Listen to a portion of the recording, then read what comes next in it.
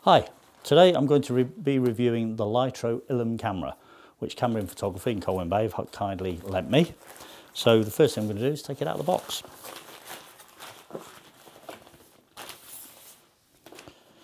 So there it is.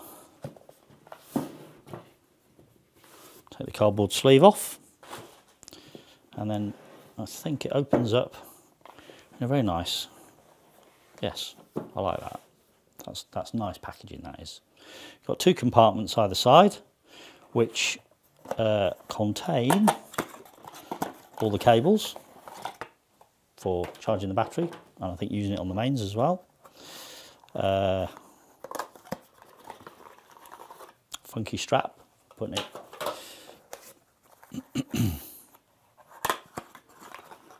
And of course the ubiquitous USB cable to enable updates, etc, etc. And then on the other side, what have we got?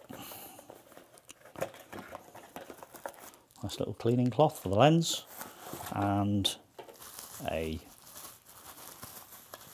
lens hood for the camera. That gives you an idea of how big the lens is going to be.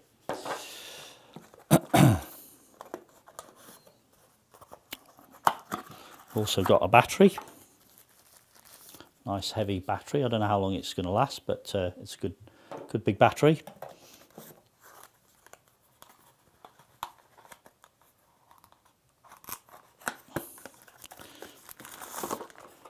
And we also have battery charger. And last but not least, for those outside shots in bright sunlight, an ND filter for the front of the lens. As far as I know, I think it's just 3-stop ND filter, something like that. But it's nice that that's included. And then, of course, there is the camera, and here it is.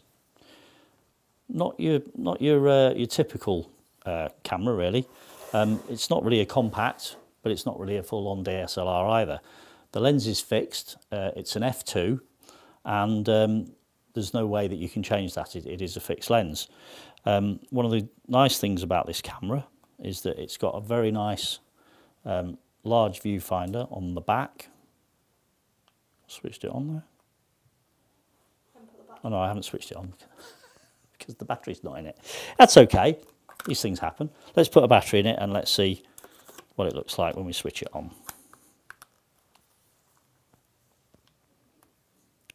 So yeah, we've got a nice big screen on the back there, viewfinder screen, and I think there's a nice little animation comes up while the camera's booting itself up. And then once it's booted up, you then got this. Everything is there on the viewfinder. It's touch screen. There's a few settings and stuff that you can change to your requirements. Now the great thing about this camera, as far as I can see, is that it takes 3 or more photos with one photograph. Now I know that sounds a bit weird, but basically what it does is the lens, because of the way the lens is designed inside, it can actually take, it has different versions of the same photograph within the one photo when you take it. This makes for quite big file sizes. They're about 60 megabytes each.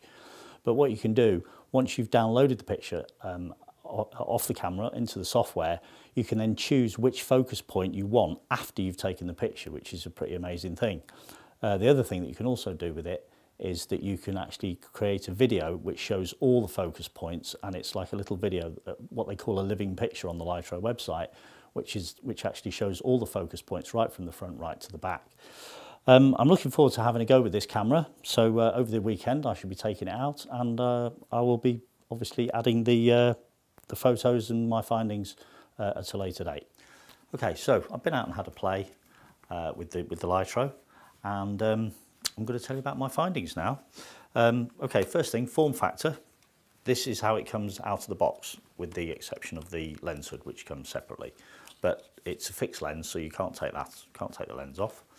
The things I do like about it are it's very contemporary looking, and the best part of it is this screen on the back, which you can adjust to whatever angle within reason that you want. So if you're taking a low shot, you don't have to be getting down on the ground. You can just adjust it out to there, so you can just look down. or if you're looking up, you can do that as well. So that's a great feature.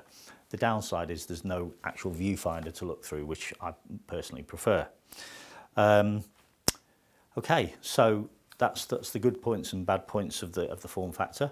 Obviously, the biggest feature with this camera is the fact that you can actually choose the focus point after you've taken the picture, either on the camera or on the software afterwards, which is obviously something that's not really been possible before.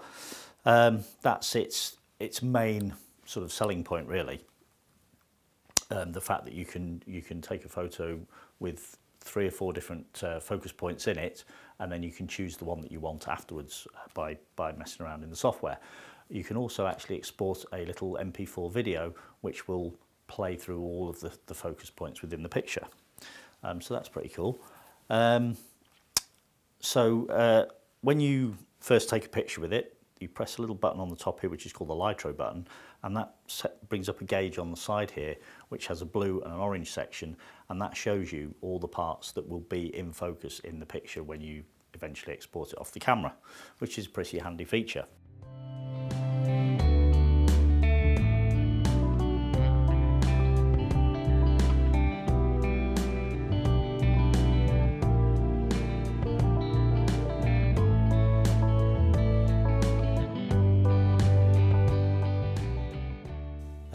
The one thing I will say is that the lens is an f2, even though it actually takes it somehow within the camera. Everything's not f2. That is the beauty of it.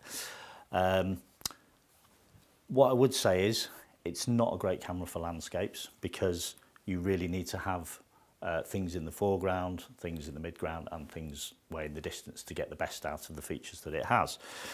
So if you just want to go out and shoot mountains and seascapes and stuff, it's not the right camera for that. The picture quality, it's not a DSLR. You know, there's no point in trying to make out that it's the next big thing, because it's not.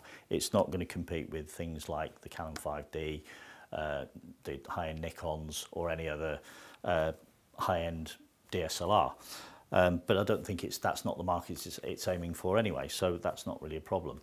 When you put the pictures into the software after you've taken them, you can choose, as I've already said, you can choose what depth of field you want to use, but you can also choose to export any one of the settings as a JPEG or a TIFF, which is handy. And as I say, you can also use the video side of things as well. The software that comes with it is pretty good. It's got ways of adjusting the saturation and the colour and the vibrance, highlights, all that sort of stuff. Pretty much like Adobe Lightroom, only not quite as involved. So that's very handy. There's also, if you buy a Lytro, you get to have a free account on lytro.com, where you can upload your videos, upload your pictures as a gallery to share them. So it's all in all, it's a pretty good package. But as I say, it's not a DSLR. When I first got it, I thought, yeah, I'd like one of these. But having used it, I've decided that really it's one of those things that is either going to be a specialist market or it's going to be a gimmick. If somebody's got a use for this, and I can think of quite a few uses that you could use it for, then it's ideal. The price point is £1,299. Okay, it's not high-end DSLR, but it's not compact either, so it's a nice little mid-range there.